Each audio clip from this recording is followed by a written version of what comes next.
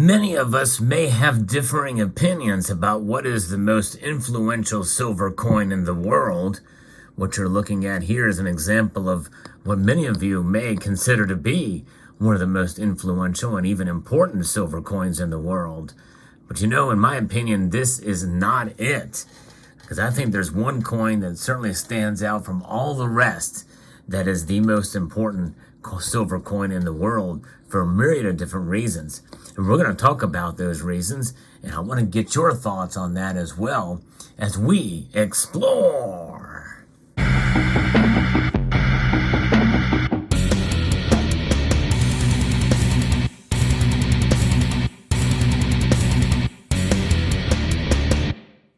Folks, this is going to be a fun video because I really want to get some of your opinions as well as we talk about the most important silver coins in the world, in general, and I'm going to be talking about one specific coin in this video, but the Morgan silver dollar certainly was a very influential coin among collectors, but also in terms of commerce.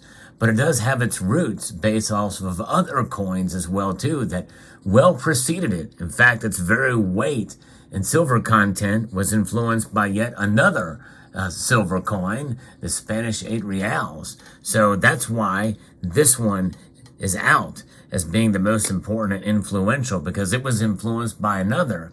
No, the coin I'm talking about is this one right here, the Athenian Owl. To me, this is the most important silver coin in world history. And we're going to talk about it, and I'm going to be referencing a piece here from Numismatic News that talks about this, based off of, what an author had written about the four most important coins in the world, and the silver tetradrachm, the British silver penny, and the Venetian silver grosso, and coins the Latin monetary unit standard were the top four that they thought in this book called Coins of the World by Doty. This is Richard Doty, and made that book. But to me, of those four, hands down, this coin stands out among the rest. And so is the author of this piece, Patrick Heller, that talks about it. And I'm going to be interjecting my opinion as well on some of this, but this is pretty remarkable. And this coin and the history behind it is really amazing.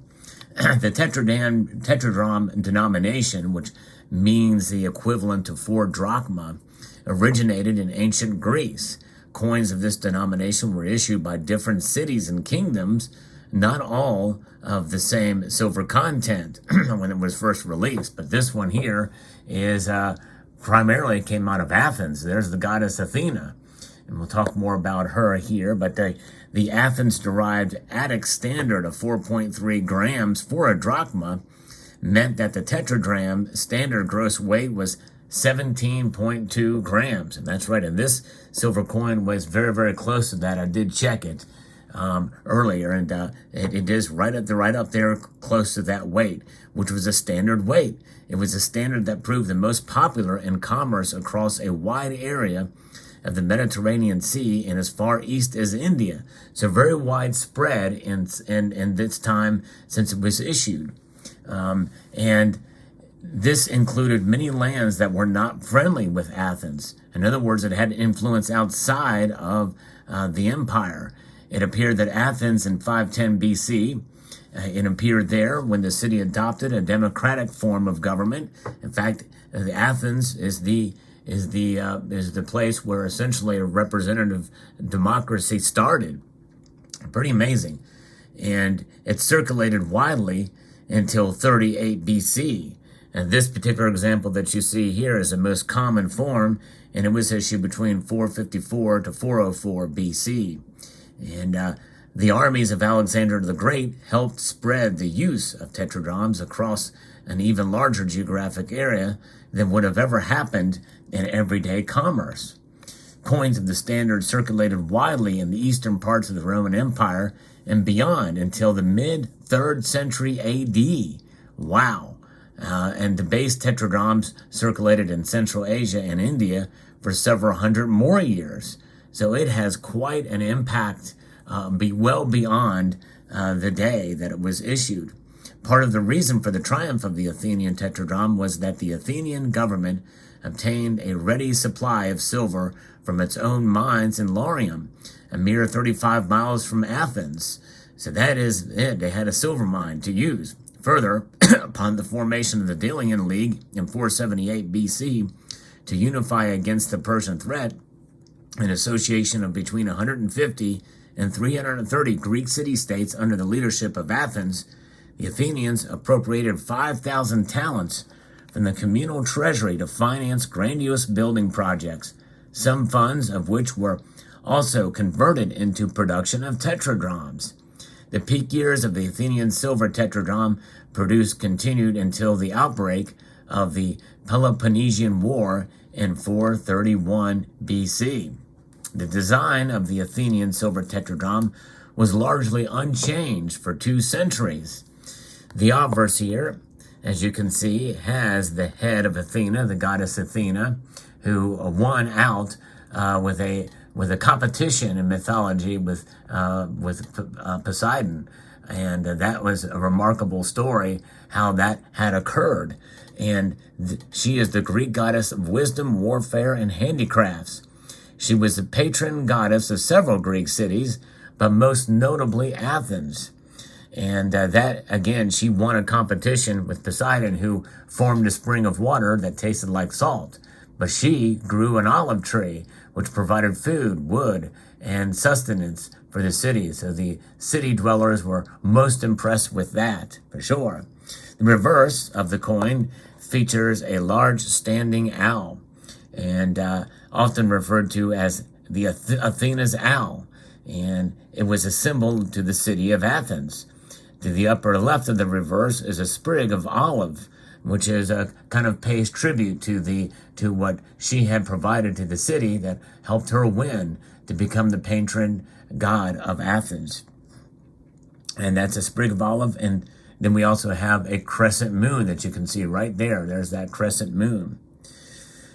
The olive and owl were sacred to Athena, and the letters AOE to the right may be an abbreviation of Athenian, which could have been translated to of the Athenians. Contributing to the popularity of the Athenian silver tetradrachm was the highly artistic level of the coins when struck. In other parts of the world in this era, the designs on coins were less detailed and not as well struck. And, speaking of which, you can see here by this design, these were all hammered, and there's no 2 that are exactly alike. This is a relatively nice specimen, though it is slightly off-center, and there's some pressure cracks in it from what was hand-struck. And you can see here as well, there's a slight pit taken out as well, too, there underneath. And that has some significance, because back in the day, I think they did test that. And so that's pretty remarkable. But what an amazing specimen here. You can also tell that this is a genuine piece, because if you look at the edge here, the fakes of these will have a casting line there and a seam there. But you can see that that is not present in this, and it has rough edges there.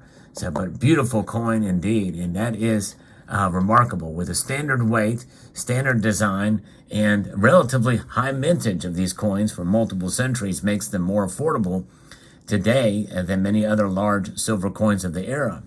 When you combine an affordable price with the relative ease of which a collector can find these well-preserved specimens, it's easy to understand why the Athenian silver tetradrachm today is popular with collectors around the world. I got this coin for an incredible price at around $600 and some dollars. But you could easily pay more than double that for, a mid-grade slabbed version. And this one would probably grade relatively high. But it's beautiful. But notice what this thing has is high relief. This is very influential, because it actually helped to influence Augustus St. Gaudens and Theodore Roosevelt when they were formulating the idea for the St. Gaudens ultra high relief double eagle. That coin was influenced heavily by ancient Greek coinage, and most likely this coin itself played a role in that to be able to provide high relief. And and a thing of beauty, and that's really what it's about. So you see here on this side, the Athenian Owl here has got olive branches there, and on her helmet that you can see there, and there she is. And then again, the reverse here with the owl. And of the Athenians, you can see there, AOE. It is unmistakable, the design features that are so common.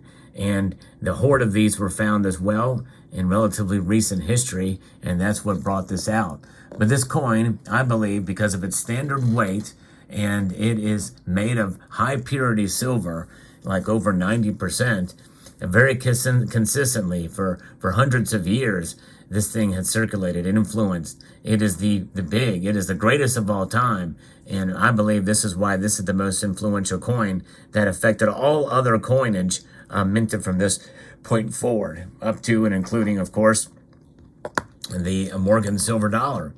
Everything starts somewhere, heavily circulated, and quite popular and influential to other nations, and in other nation states and empires and the like.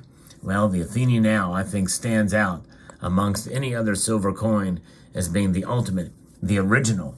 And because it's the original, and because it was so influential, I think it is the most important silver coin in world history. But I want to know what your thoughts are. And maybe you agree with me that the Athenian Owl is the most important. What would be the second most important? Would it be the 8 real coin, the Spanish 8 real, which influenced not only the old world, but also the new world upon the discovery and movement there? Or could it have been a Mexican coin from the mining of silver in the new world, which obviously, a lot of this went to the Spanish reals as well, too, because they were mined and minted in the oldest mint in the new world, which was in Mexico City, the Mexican Mint. And so let me know what your thoughts are about the most influential silver coins in the world. And the most important, I think this one wins hands down, but you may disagree. I'd be very curious to see what your thoughts are there on that. But let me know what your thoughts are on this coin and about silver and its role in our monetary system. I think this is what made silver famous for silver stackers and coin collectors throughout history. Let me know what your thoughts are. I'd like to extend a multitude of gratitude to you all for taking the time to watch this video, and to encourage you to please rate, share, comment, and subscribe.